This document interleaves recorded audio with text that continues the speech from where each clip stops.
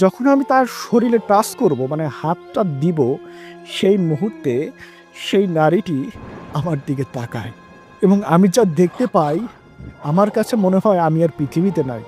সে যখন আমার দিকে তাকায়, আমি দেখি তার চোখ যেন রক্তাক্ত একটা চোখ, বড় বড় হয়ে আমার দিকে তাকিয়ে আছে।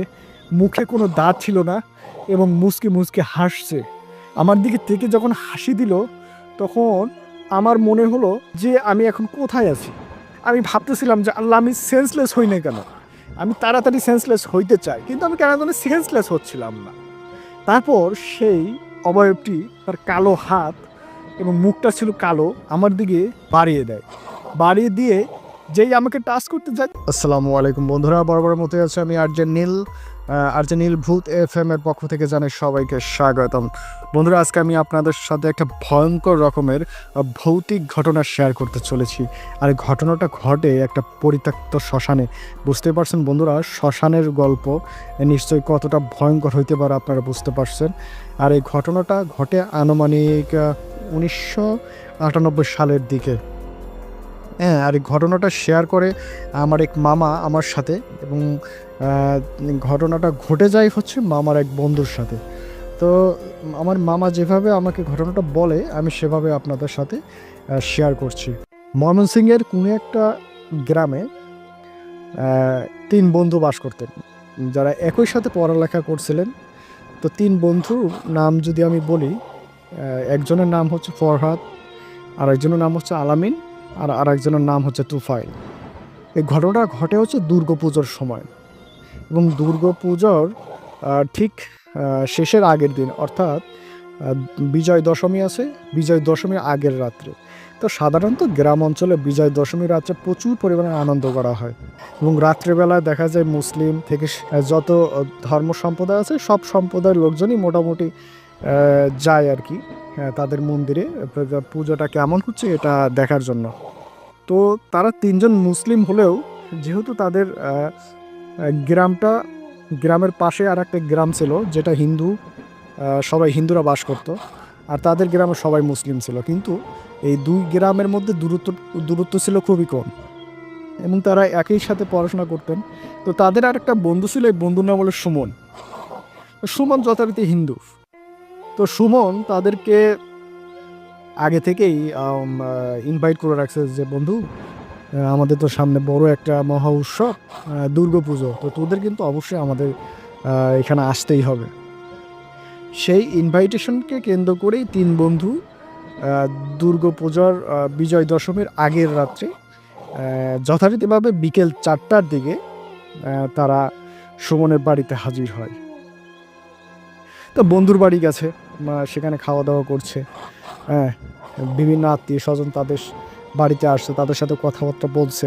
তো সুমন তাদেরকে নিয়ে আবার মন্দিরে গেছে, সেখানে অনেক আনন্দ হয়েছে, তাদের সাথে কথাবার্তা বলছে। হ্যাঁ, বিভিন্ন অনুষ্ঠান ফাংশন এগুলো শেষ করতে করতে তাদের আনুমানিক রাত 10টা বেজে যায়। তখন তারা এক প্রকার সিদ্ধান্ত নেয় যে আমরা বাড়িতে ফিরে যাব, এখন অনেক রাত হয়ে গেছে। তো ওই যে বললাম না যে 2টা গ্রামের মাঝে একটা সংযোগে একটা রাস্তা আছে, সেই রাস্তাটা হচ্ছে পায়ে হেঁটে হেঁটে আসা যাওয়ার রাস্তা। মানে ওই রাস্তা দিয়ে কোনো গাড়ি চলাচল করে না, শুধুমাত্র সাইকেল আর হচ্ছে হেঁটে যাওয়া আসা যায়। এখন যে বিষয়টা সেটা হলো, এই যে রাস্তা বললাম, এই রাস্তার ঠিক মাঝ বরাবর একটা বিশাল জঙ্গল, এবং এই জঙ্গলের ভিতরের দিকে একটা পরিত্যক্ত শ্মশান। অর্থাৎ ওই রাস্তার মাঝ থেকে জঙ্গলের দিকে যদি 2 মিনিট হেঁটে যাওয়া যায়, তাহলে সেই পরিত্যক্ত শ্মশানে যাওয়া যাবে, এবং এই শ্মশানের রাস্তাটাও একটা পায়ে হেঁটে যাওয়ার মতোই রাস্তা। তো তারা সিদ্ধান্ত নেয়, সুমনকে জানায় যে, সুমন, আমরা এখন আমাদের বাড়িতে ফিরে যাব, অনেক রাত হলো, আর রাস্তাটাও অনেকটা ভয়ঙ্কর ছিল। আর সাধারণত দিনের বেলায় সেই রাস্তা দিয়ে একা একা কেউ চলাফেরা করে না, সবাই যখন প্রয়োজন হয় সঙ্গে 2-1জন করে নিয়ে চলাচল করে। আর ওই জঙ্গলের যে পাড়টা, রাস্তার পাশে যে জঙ্গলটা, এই জায়গায় এসে সবাই একটু দ্রুত হাঁটার চেষ্টা করে, কেননা ওই জঙ্গলের ভিতরেই তো একটা পরিত্যক্ত যে শ্মশানের কথা বললাম, সেখান থেকে অনেক ধরনের ভৌতিক ঘটনা এর আগেও অনেক ঘটেছে, যেটা সেই এলাকার সবাই কম বেশি জানে। তো যার কারণে সেই রাস্তা দিয়ে লোকজন একটু কম চলাফেরা করে। কিন্তু রাত 10টা বেজে গেছে, তো বিকল্প তাদের কোনো উপায় নাই। তারা যে অন্য রাস্তা দিয়ে তাদের গ্রামে প্রবেশ করবে, তো সেটা অনেক সময় সাপেক্ষ ব্যাপার। যার কারণে তারা সিদ্ধান্ত নেয় যে আমরা এই রাস্তা দিয়ে আমাদের গ্রামে ফিরে যাব। তো যথারীতিভাবে তারা রওনা দেয়। তো তাদের মাঝে একটা ভয় ভীতিও কাজ করছে, কিন্তু এর ভিতরে 3জন বন্ধুর মধ্যে একজন বন্ধু ছিলেন যার নাম হলো তুফাইল। এই ব্যক্তিটা ভূত প্রেত বা অশরীরী কোনো কিছু আছে বলে বিশ্বাস করতেন না এবং প্রচণ্ড সাহসী একজন ব্যক্তি ছিলেন। তো তাদের রাস্তায় বিভিন্ন গল্প গুজব হয়। এর ভিতর যেহেতু তাদের ওই শ্মশান ঘাট দিয়েই বাড়ি ফিরতে হবে, তখন এর মধ্যে যে আছে, আলামিন আছে, আলামিন বলে যে ভাই এই তো অবস্থা, রাস্তা তো ভালো না, আমাদেরকে একটু দ্রুত আগাতে হবে। তখন এই তুফাইল বলে, আরে কিসের ভয় এত, রাস্তার কি মানুষ, এলাকার মানুষ কি বলে না বলে তোরা সেগুলো বিশ্বাস পাস, এই সকল অশরীর বলে কিছু নেই। এর মধ্যে ফরহাদ আছে। তো ফরহাদও কিন্তু প্রচুর ভীতু একটা ব্যক্তি।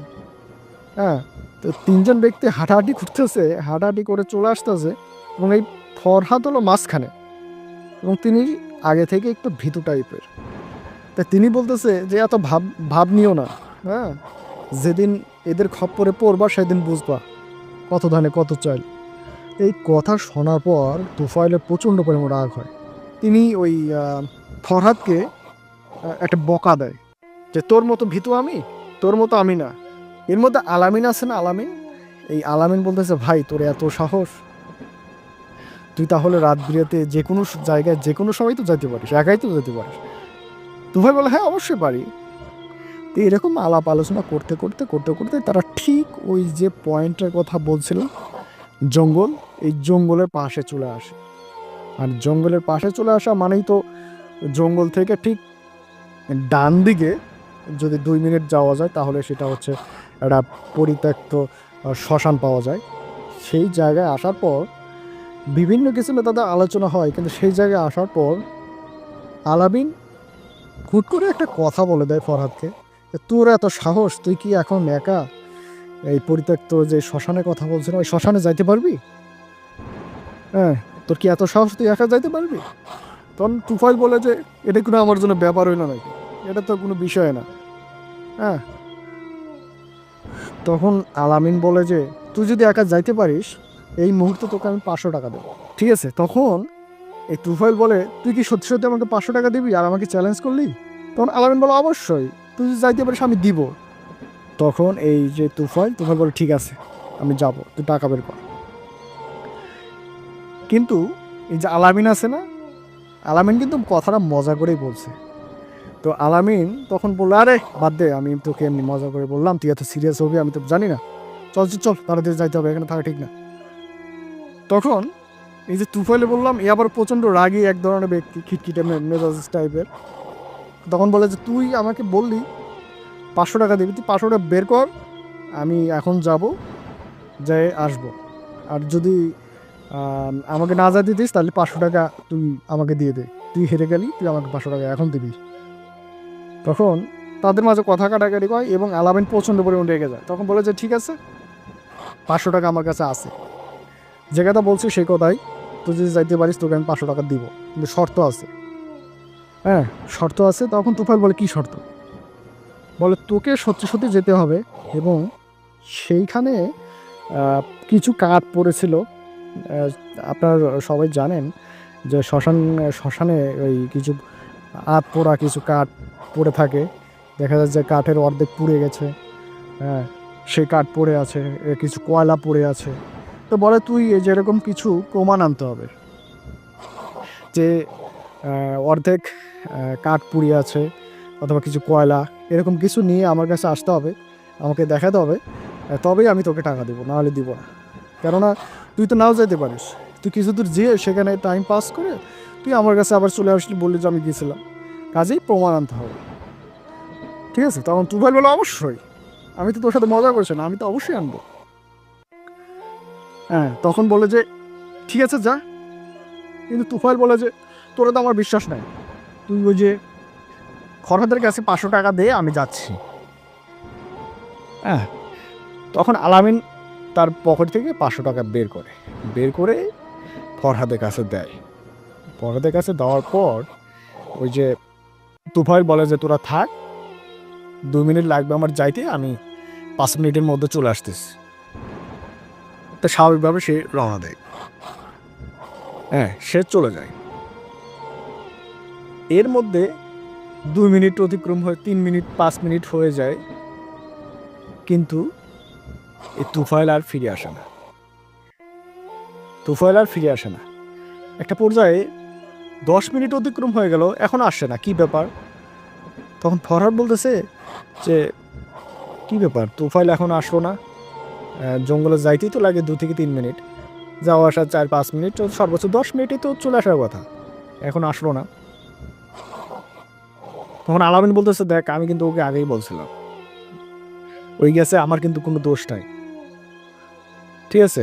তো তখন ওই ফরহাদ বলতেছে বন্ধু, তোর ওর সাথে এরকম বাজি খেলা ঠিক হয় নাই, ও তো পাগলা, কিন্তু পাগলের সাথে তুই পাগলামি করলি কেন?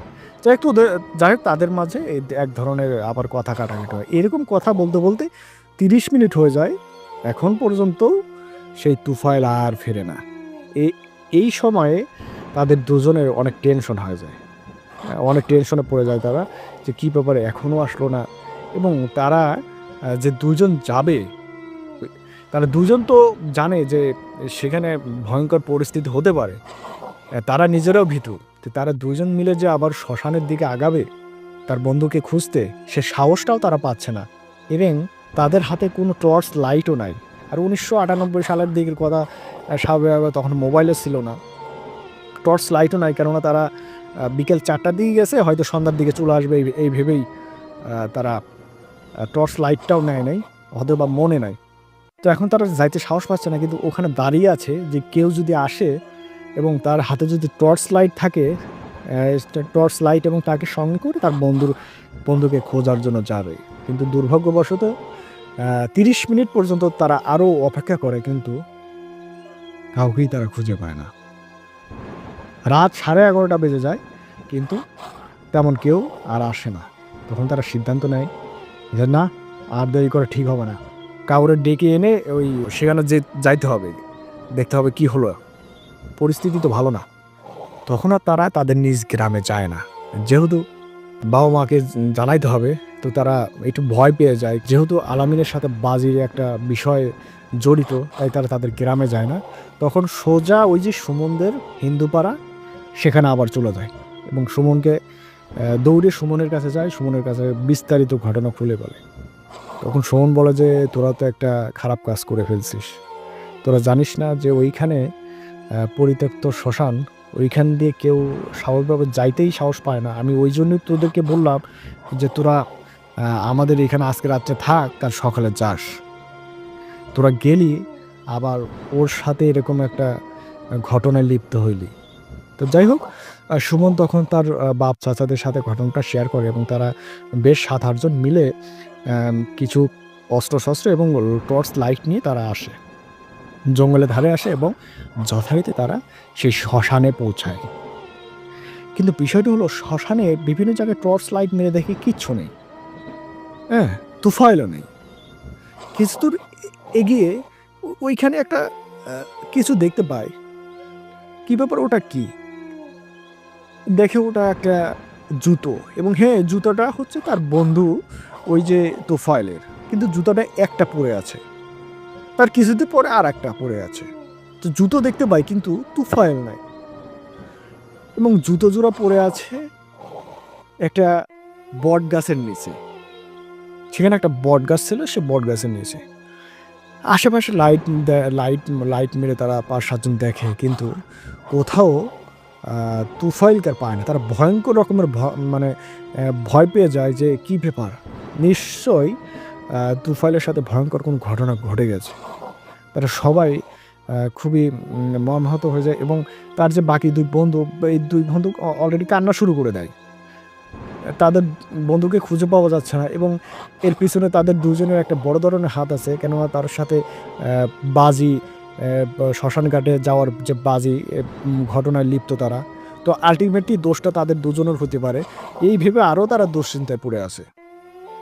হঠাৎ করে একজন আবার গাছের দিকে লাইট ধরে, উপরের দিকে লাইট ফোকাস দেয় এবং দেখতে পায় যে একজন ঝুলে আছে, বট গাছের ডালের সাথে ঝুলে আছে এবং ঝুলে আছে এমনভাবে যে ওই যে পা আছে না, পা দিয়ে যদি ডাল ধরা হয় এবং মাথাটা যদি নিচের দিকে দেওয়া যায় তাহলে কেমন হয়, ঠিক ওই রকম দুই হাত নিচের দিকে এবং পা দিয়ে ডাল ধরে নিচের দিকে মাথা দিয়ে ঝুলে আছে এবং সে আর কেউ নাই, ওই তুফাইলটাই, ওইভাবে তুফাইলটা এবং তুফাইল দিয়ে গংরাচ্ছে।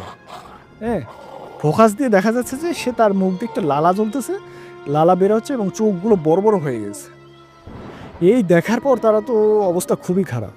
তখন যারা আসছিল এর মধ্যে দুজন ব্যক্তি কাছে ওঠে এবং খুব সাবধানে তাকে ধরাধরি করে নিচে নামায়। এখন বিষয়টা হলো কি, এত সময় গাছে থাকলেও তুফাইলের একটা মুভমেন্ট ছিল, মানে শরীরের প্রতি একটা কন্ট্রোল ছিল, কথা বলতে পারতেছিল না কিন্তু হাঁটাহাঁটি যেদিকে নিয়ে যাওয়া যায় সেদিকে যাইতে পারতেছিল। কিন্তু শ্মশান থেকে যখনই নিচে নামলো তখন সে সেন্সলেস হয়ে গেল, একদম পুরো সেন্সলেস, তার আর কোনো জ্ঞান থাকলো না। তখন তাকে ধরাধরি করে কাঁধে নিয়ে তাদের বাড়িতে, তাদের এলাকাতে চলে গেল। তো এলাকায় যাওয়ার পর তো তাদের বাবা মা খুবই কান্নাকাটি শুরু করে দিল। এরকম একটা ঘটনা তার বাবা মা শুনলো যে ওই শ্মশানের ঘটনা, এরকম গাছের মধ্যে আটকে ছিল, তারা খুবই ভয় পেয়ে যায়, খুবই কান্নাকাটি শুরু করে দেয়। তো যাই হোক, তারা অতি শীঘ্রই ওঝাকে ডাকে, হ্যাঁ মানে কবিরাজকে ডাকে এবং গ্রামে তো কবিরাজের বিশাল একটা সুপরিচিত। আমাদের গ্রাম অঞ্চলের যারা এই ভৌতিক ঘটনার শিকার হয় সবার প্রথম কবিরাজের কাছেই তারা যায়। তো কবিরাজের সাথে কথাবার্তা বলে, তো তিনি যেটা জানায় যে এই ছেলের সাথে ভয়ঙ্কর কিছু ঘটে গেছে। হ্যাঁ, এই ঘটনাটা সলভ করা তার পক্ষে খুবই কঠিন হবে। আপনারা আল্লাহকে ডাকেন, সৃষ্টিকর্তাকে ডাকেন, একমাত্র তিনি যদি চান তবেই তিনি ফিরে আসতে পারেন। তো এই বলে কবিরাজ তার কার্যক্রম শুরু করে। পুরো 3 দিন এই তুফাইলের কোনো জ্ঞান ছিল না। 3 দিন পরে হঠাৎ করে দেখে সে চোখের পাপড়ি নাড়াচ্ছে, অর্থাৎ 3 দিন পর তার জ্ঞান ফিরে। জ্ঞানও ফিরল, কিন্তু বিষয়টা আর একটা দাঁড়ালো যে সে কোনো কথা বলতে পারতেছে না। কি একটা মুসিবত, 3 দিন পর জ্ঞান ফিরল কিন্তু কথা বলতে পারে না, কোনো কিছু খায় না, তার সামনে ভাত দেয় ভাত খায় না, পানি দেয় পানি খায় না, কোনো কথা বলে না, শুধু ফ্যাল করে তাকিয়ে থাকে। তাকে যদি বলা হয় বাবা তোর সাথে কি হয়েছিল, সে এমন একটা ভাব পরে থাকে যে কিছুই সে জানে না। এইভাবে আরও 7 দিন যায়। 7 দিন সে কোনো কথা বলতে পারে না। তার বাবা মা বিভিন্ন জায়গায় নিয়ে তাকে ঘোরাঘুরি করে। এর মধ্যে একটা কবিরাজ ছিল নাম করা, পাশের গ্রামে ছিল। তো সেই কবিরাজের কাছে গিয়ে সেই কবিরাজের তাকে কিছু পানি পড়া দেয়, কিছু তাবিজ দেয়। তো সেগুলো ট্রিটমেন্ট চলতেছিল। এর মধ্যে একদিন হঠাৎ করে রাত আনুমানিক 1টার দিকে, সবাই শুয়ে আছে, 1টার দিকে সে চিৎকার করে ওঠে বলে আমাকে ডাকতেছে, আমি এখন যাব। মানে কথা সে বলতেছে, এইভাবে বলতেছে যে আমাকে ডাকতেছে, আমি যাব। তারপর সবাই তো ধরাধরি করে কি ব্যাপার, কি হলো বাবা তোর কি হইলো। হ্যাঁ, তো তখন দেখেছে সবাই আতঙ্কিত হলেও আবার একটু খুশি, কেননা তুফাইল কথা বলতে পারছে, এটা কিন্তু এক ধরনের খুশির ব্যাপার। তো সবাই তখন পাড়ার আরও লোকজন যেগুলো আছে সবাই একত্রিত হয় এবং সেই রাতে কেউ আর ঘুমায় না, তার পাশেই থাকে এবং কথা বলে। কিন্তু সেই রাতটা তাকে আর কেউ জিজ্ঞেস করে না বাবা তোর সাথে কি ঘটনা ঘটে গিয়েছে সেই দিন। পরের দিন সকালে কবিরাজকে খবর দেয়, কবিরাজ আসে, এসে বলে যে তুফাইল তুমি সেই রাত্রে একা একা সেই পরিত্যক্ত শ্মশানে গিয়েছিলে, তোমার কি এটা মনে আছে? তখন তুফাইল মাথা ঝাঁকিয়ে বলে হ্যাঁ। তো বলে বাবা তোমার সাথে কি এমন হয়েছিল যে তুমি গাছের উপরে উঠলা এবং সেখানে ঝুলেছিলা, কি হয়েছিল তুমি আমাকে নির্ভয় বলো, তোমার কোনো ক্ষতি হবে না। তখন তুফাইল বলে যে আমি যখন ওই জঙ্গলের মধ্যে প্রবেশ করি, জঙ্গলে প্রবেশ করার কিছুক্ষণ পরে দেখি একটা নারী আমার সামনে, এতটা ডিস্টেন্স যে তাকে ডাক দেওয়া যাচ্ছে না। ডাক দিতে যেয়ে মনে হয় যে আর একটু সামনে যেয়ে ডাক দিই। এবং নারীটা অসম্ভব রকমের সুন্দর ছিল। পিছন দিক দিয়ে রাতের বেলা যেটা দেখে আমার কাছে মনে হয়েছে যে নারীটা খুবই সুন্দরী হবে এবং বয়সটা হবে ২৭ বা ২৮-এর মতো। এবং আমার কানে একটা কণ্ঠস্বর ভেসে আসছিল এরকম যে আমি আর বাঁচব না, আমি আর বাঁচতে চাই না, আমি আজকেই আত্মহত্যা করব। এই একটা শব্দ আমি শুনতে পেলাম।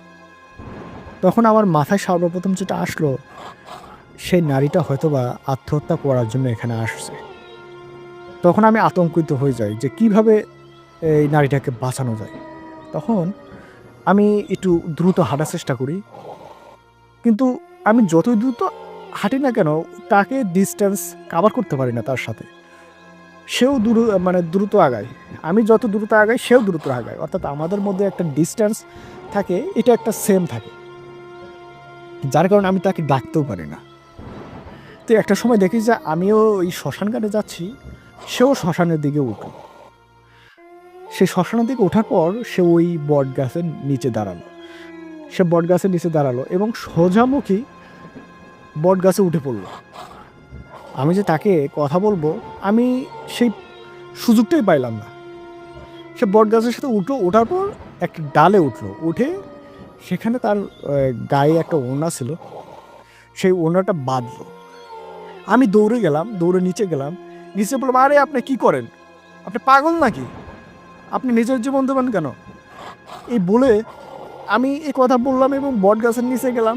সে দেখে আরও তাড়াতাড়ি কোনো কাজ করতেছে, কিন্তু তাকে আমি কেন যেন দেখতে পাচ্ছিলাম না। আমি যেদিকে তাকাই আমি যেন তার পিছনটাই দেখতেছিলাম, মানে ফেসটা দেখতে চাই, কিন্তু ডানে তাকায় বামে তাকায়, সেজন্য আমি যখন ডানে তাকাই সেজন্য এমনভাবে বসে যেন পিছনটা আমি দেখতে পাই। এইভাবে সে কাভার করে চলতেছে, আমি তার পিছুতেই ফেসটা দেখতে পাচ্ছি না। কিন্তু আমার এত সময় নাই, আমার কাছে আর কোনো চিন্তাও নেই, যে আমার একটাই চিন্তা যে তাকে আমাকে বাঁচাইতে হবে। তখন আমি ৭-৫ না ভেবে বট গাছে উঠে পড়ি। হ্যাঁ, বট গাছের ডালে উঠে ওই ঢালে যাই, যে ডালে সে ওই রশিটা, মানে তার যে ওড়নাটা আছে ওড়নাটা বাঁধছে।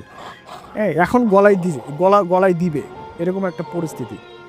তখন আমি বলি, আরে কি করেন? থামেন।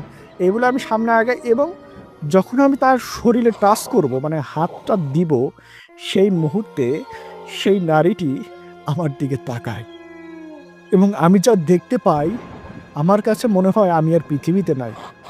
আমি তো কখনো এগুলো বিশ্বাস করি নাই যে এরকম ঘটনা আমার সাথে ঘটতে পারে।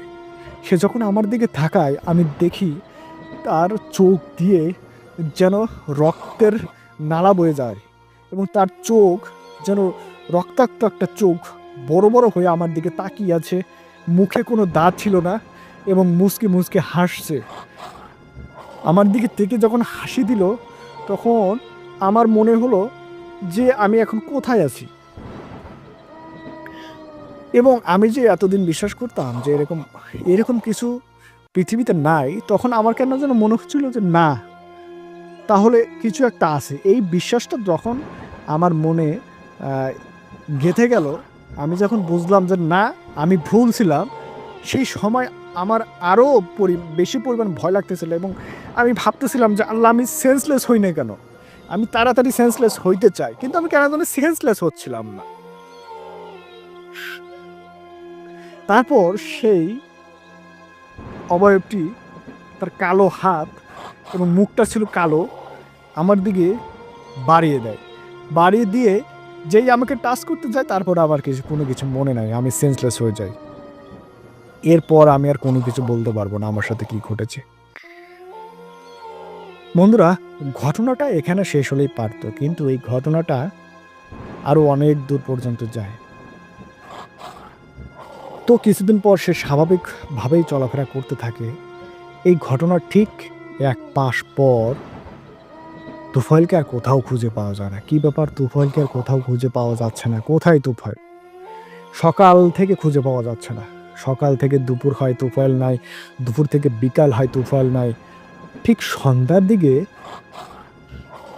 একজন ব্যক্তি, ওই যে ইয়ার কথা বলছিলাম, পরিত্যক্ত শ্মশানের কথা বলছিলাম, কোনো একটা প্রয়োজনে সন্ধ্যার আগে হবে সম্ভবত, সে ওইখান দিয়ে যাচ্ছিলেন কোনো একটা কাজে। তো সে দেখে একজন ব্যক্তি, ওই যে মানুষ পোড়াইলে প্রথমে কি করতে হয়, কাঠগুলো প্রথমে একের পর এক সারি করে করে দিতে হয়, তারপরে সেখানে ডেড বডি রাখা হয় এবং ডেড বডির উপরে আবার কাঠ দিতে হয়। তো এই একজন ব্যক্তি সে পুরনো যে কাঠগুলো আছে আদা পোড়া, সেই কাঠগুলো একত্রিত করছে, করে ওরকম একটা মানুষ পোড়ানোর মতো যে সিস্টেমটা ওটা করছে, করে সেখানে শুয়ে আছে। তো তখন সে দেখে যে সেই ব্যক্তিটা কে, সে দেখে না এ তো হইলো সেই তুফাইল।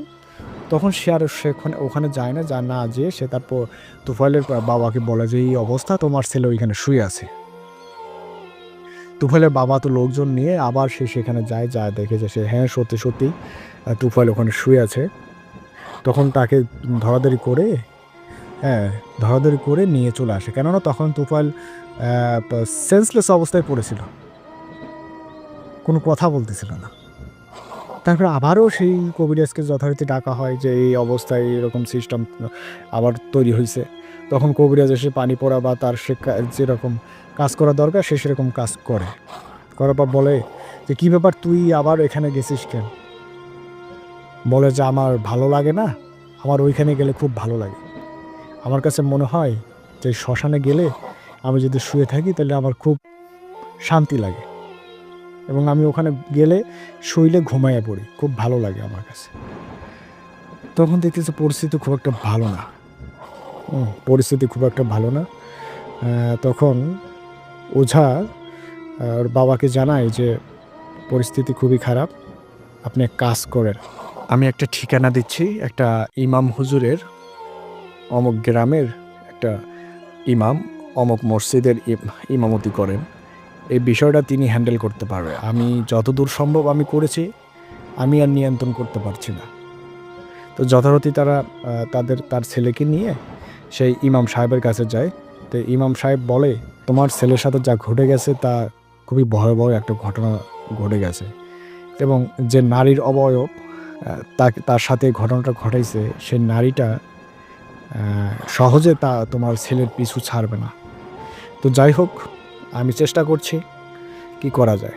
এই বলে ইমাম হুজুর কিছু তাবিজ দিলেন, পানি পড়া দিলেন, এবং বললেন যে আগামী 1 মাসে আপনার ছেলে যেন আপনার বাড়িতে না থাকে, অর্থাৎ ওই গ্রামে যেন আগামী 1 মাস না থাকে, আপনার কোনো আত্মীয় বাড়িতেই ছেলেকে পাঠিয়ে দেন। ঠিক 1 মাস পরে সে যেন বাড়িতে ফিরে আসে, তাহলে আশা করি আর কোনো সমস্যা হবে না। তো যথারীতি তারা ইমাম সাহেবের কথা মতো সেই কাজটাই করেন। তাদের ছেলেকে তাদের কোনো আত্মীয় বাড়িতে নিয়ে যায়, সেখানে রেখে আসে, 1 মাস পর্যন্ত সেখানে থাকে।